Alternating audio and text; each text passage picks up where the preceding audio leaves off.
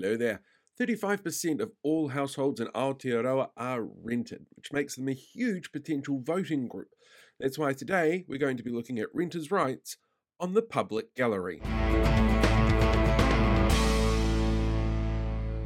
Considering it makes up such a large percentage of the population, renter rights should be something that we're seeing policies around from all of the political parties, but they haven't really been there so far this election campaign. The National Party, though, is definitely leading the way in its release of policies. And they include things like bringing back no-cause tenancy cancellations, changing the bright line test so that it's a 2-year period instead of a 10-year period, allowing some changes to tax law so that people can claim back the GST on interest payments that they might make if they've got a mortgage on the property that they're renting out, and allowing young people to be able to access their KiwiSaver to pay for their bond. And we'll go through all of these during this week's episode. The Labour Party, I think, is sitting on their laurels a little bit when it comes to what they've already done. They've made some big changes to tenancy laws over the last few years, which have included getting rid of letting fees or making sure that renters are able to do things like put up pictures without the risk of losing their bond. They've also put in some really interesting safety laws. For example, if an assault occurs to a landlord from a tenant, there's now a 14-day period for those tenants to be evicted and gone from the property completely. There's also now provisions for people who need to leave their tenancy early due to domestic violence and being able to cancel both periodic and fixed-term tenancies within that period. There's some interesting laws around this place, and there's a whole unregulated area as well around things like tenancy managers. So it's a really fascinating product of our modern society to take a look at because, as I said before, it affects about 35% of all households in the country. Now, before I jump into the rest of this episode, I do need to make a slight correction about last week's episode on Hamilton West. I stated that nobody who had been an MP for that particular electorate had ever raised higher in the ranks than Junior Whip. But Tim McIndoe, in his final term in office, was actually Senior Whip for the National Party and a minister outside of Cabinet. So I apologise to Tim for screwing that one up.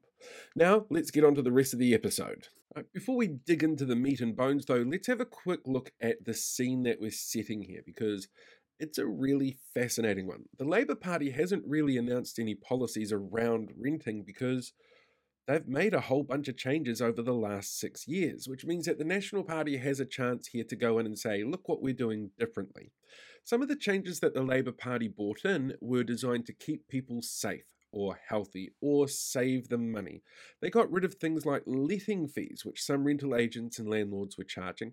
They allowed it to be possible for renters to make little changes to their property that don't have an overall impact on things like the foundation of the building, and allowed them to do things like earthquake proofing if they wanted to. They shifted the bright line test out to 10 years, and they got rid of interest deductibility for landlords. So if you've got an interest payment, for example, on a mortgage, that's no longer counted as an expense that you can claim back from IRD. Now, the National Party wants to repeal that. They also want to bring in things like no-cause tenancy cancellations on periodic tenancies. So if you've got a set-term tenancy, for example, that's fine. That's what the law states. But once that ticks over, you go into a periodic tenancy.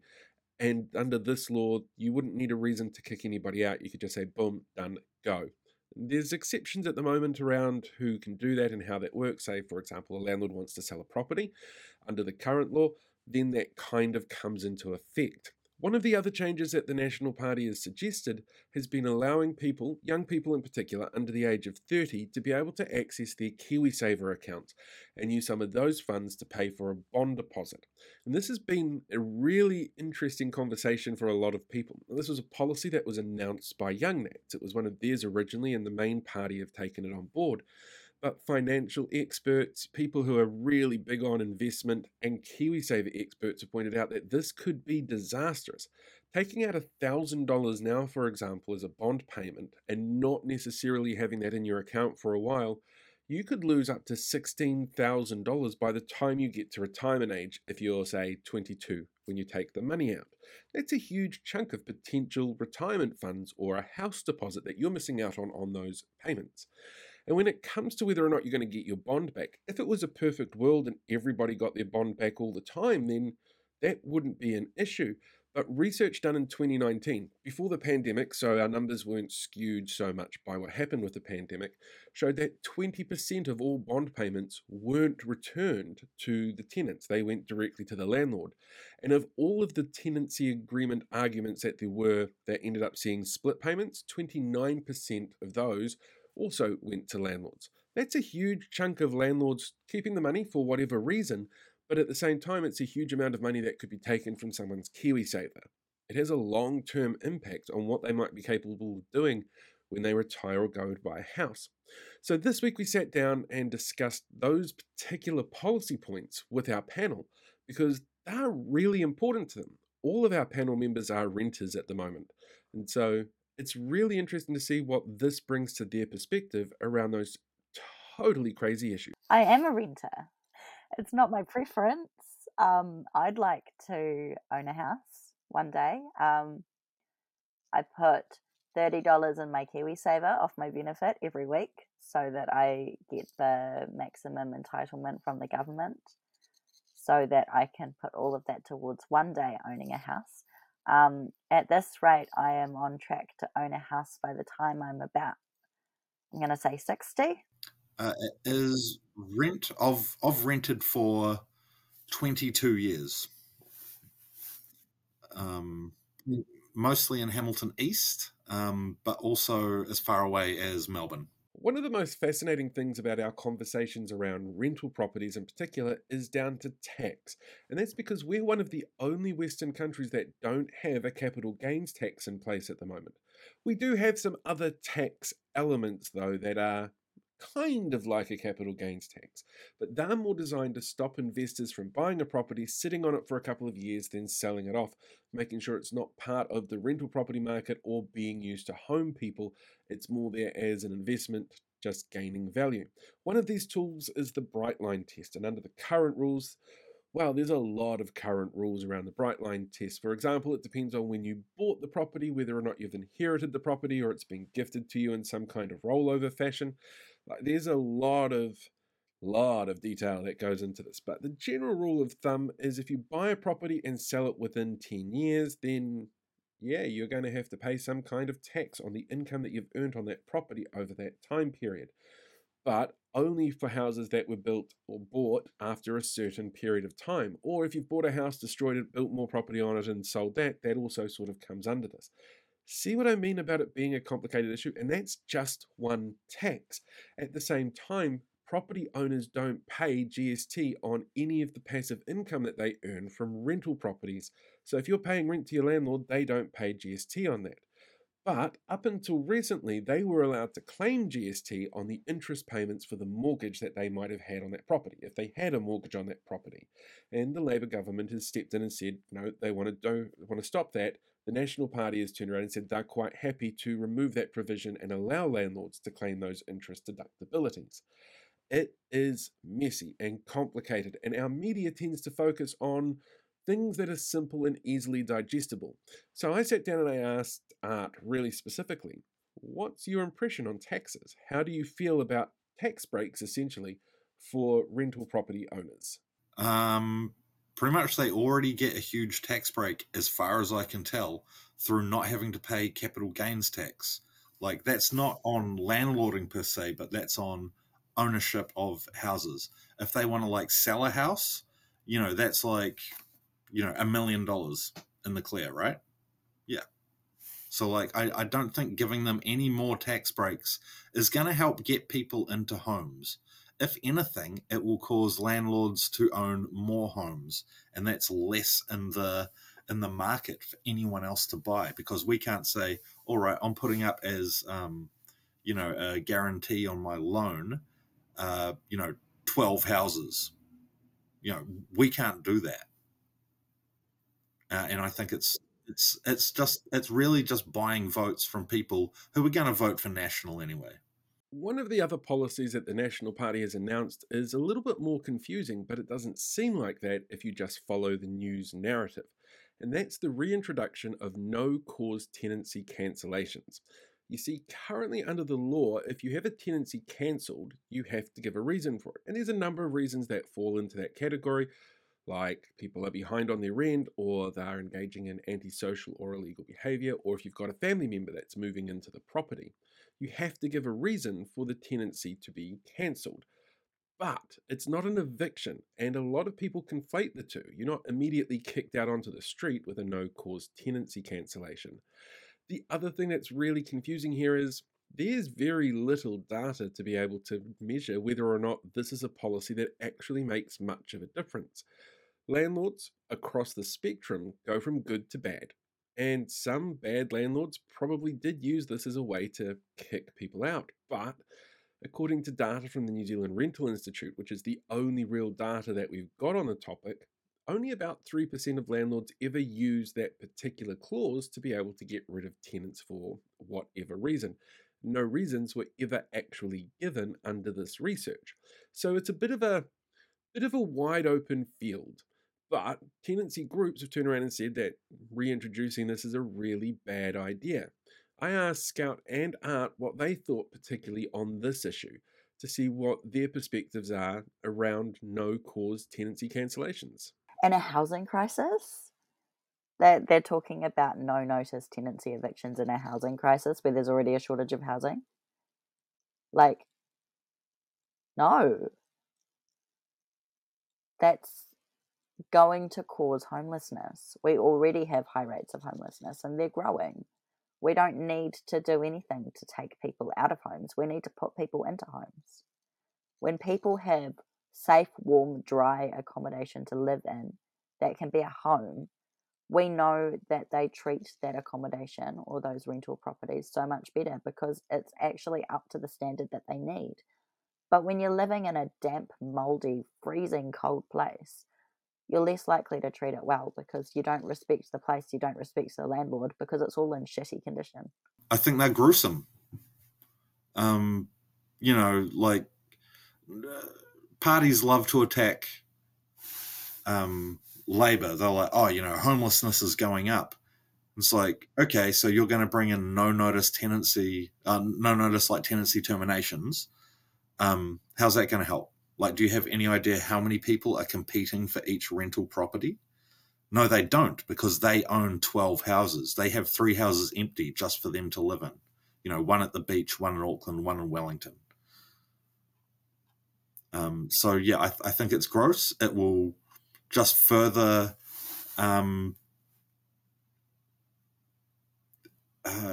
marginalize people who just don't have the fluid cash to go, oh, yep, here's $2,000 in bond.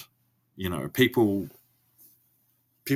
and then when you're suddenly like, all right, yeah, you're out of the house. You're out of the house like tomorrow. Where do you go? You go sleep in your car. You become a statistic. You're sleeping in your car. You don't perform well at work. Maybe you lose your job. Then how are you going to pay for rent anywhere? So I think ghoulish is just the only word I can think of for a no notice tenancy ending. One of the other policies that the National Party has announced is the ability for young people to be able to take part of their KiwiSaver savings and use that as a bond payment on a rental property. It's an idea that was initiated by the Young Nats and introduced to the main party, which have agreed that they think it's something that has merit to look into.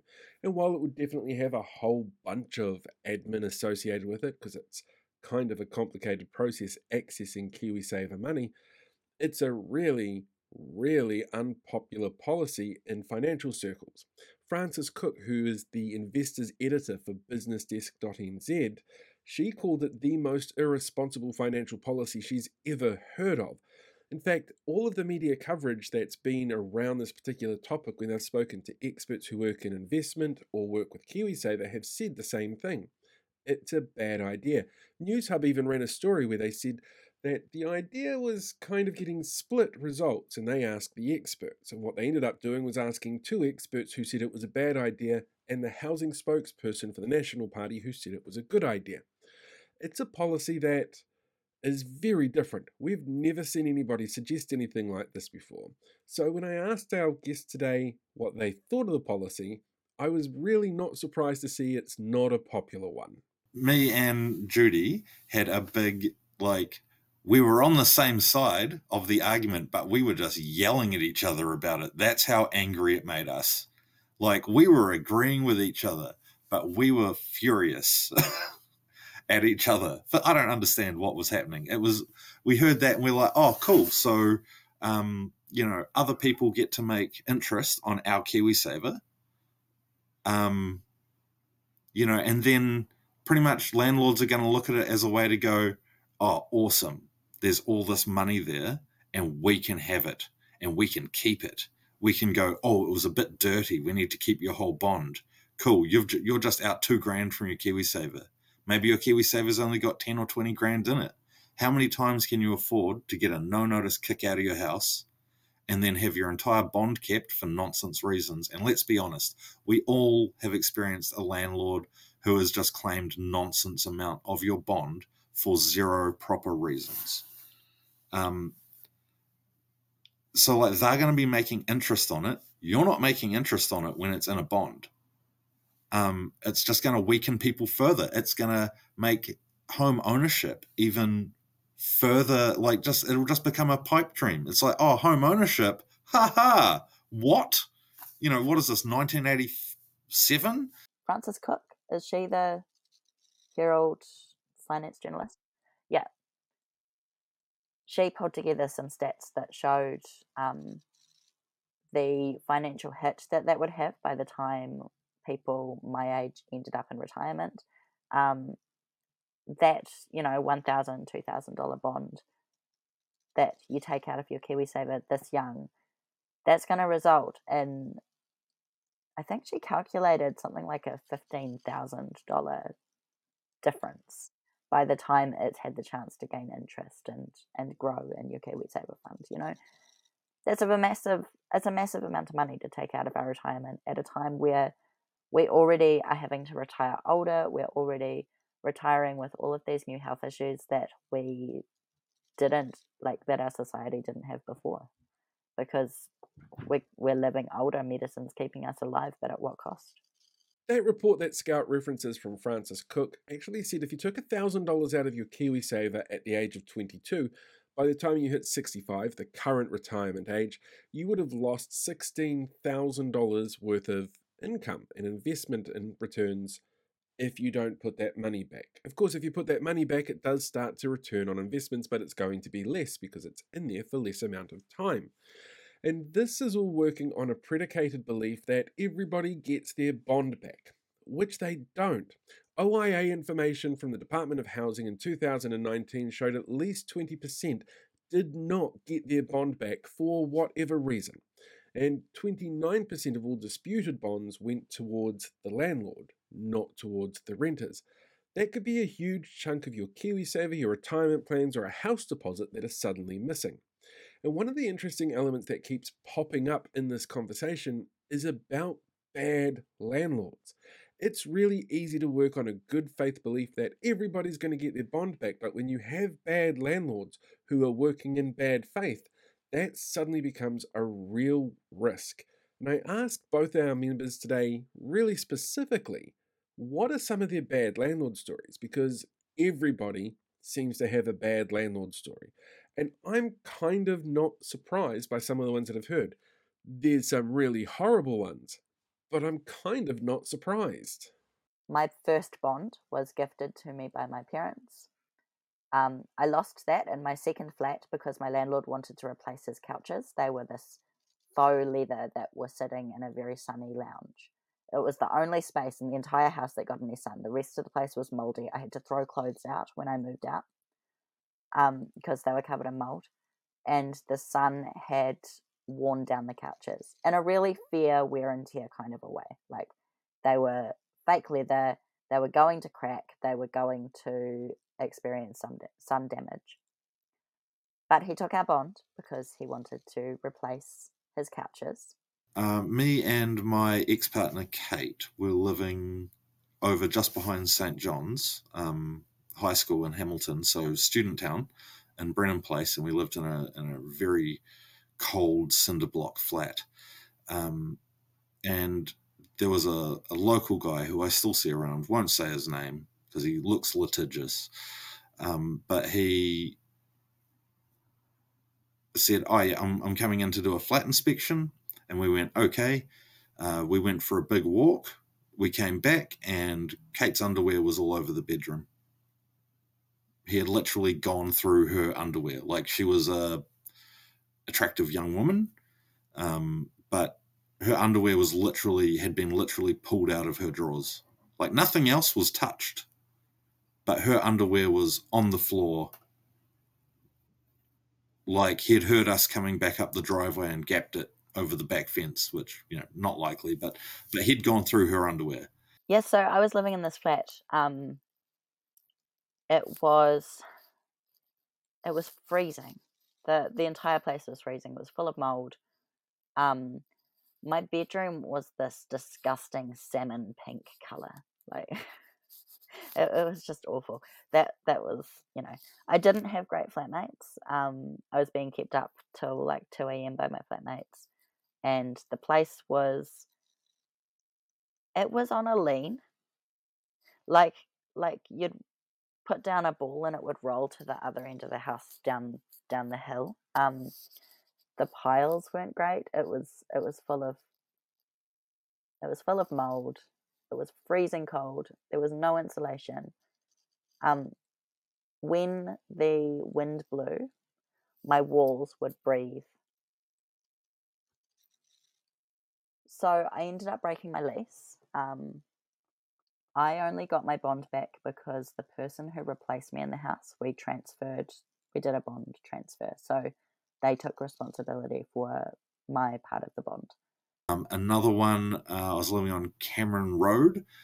We had a rental guy come in from a local, I forget the name of the company, but again, I'm not going to say it because they also look litigious.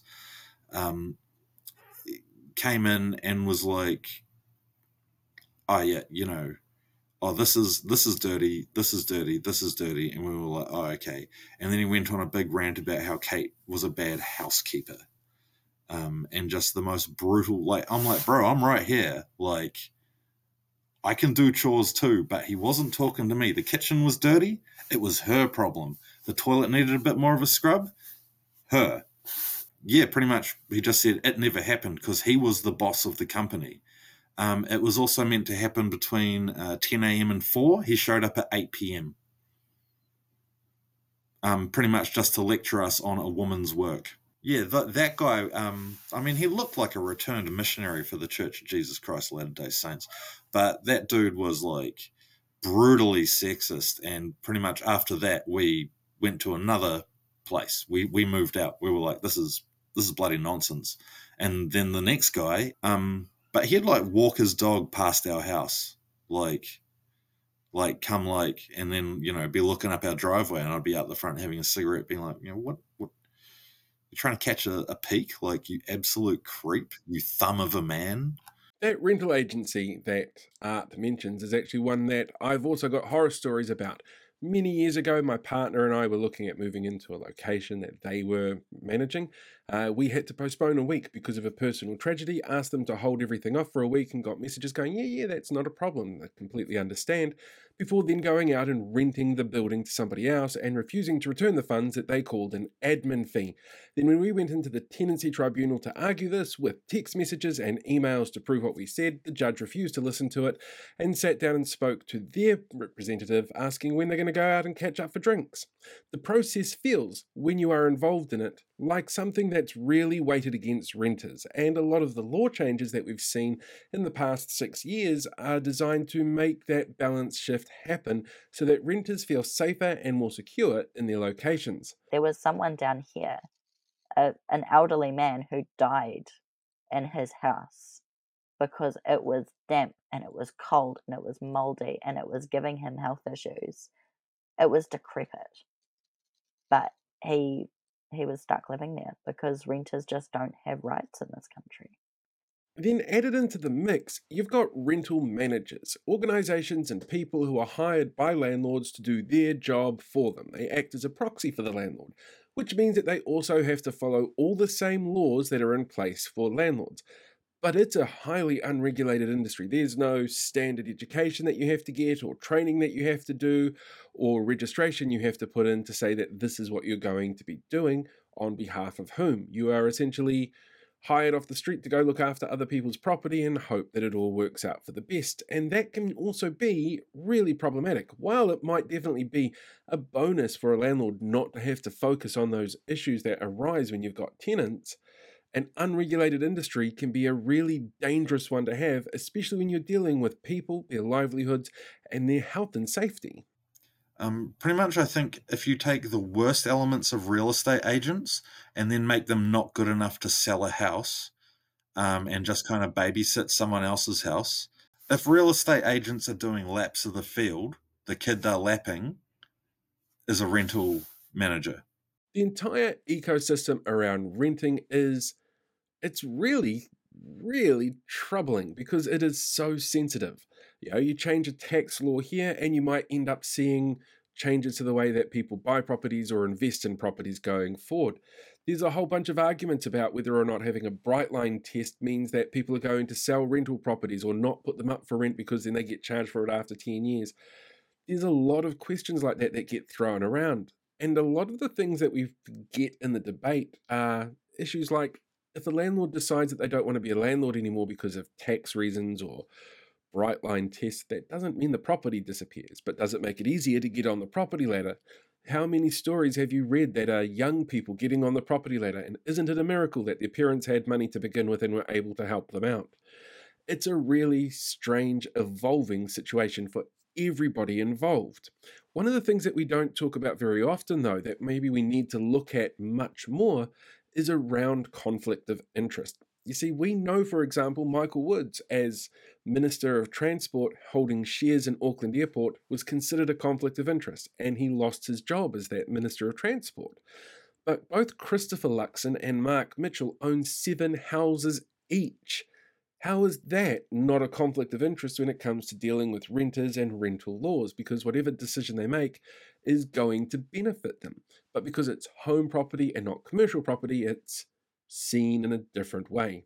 Maybe our laws need to adjust to focus on those kind of loopholes as well.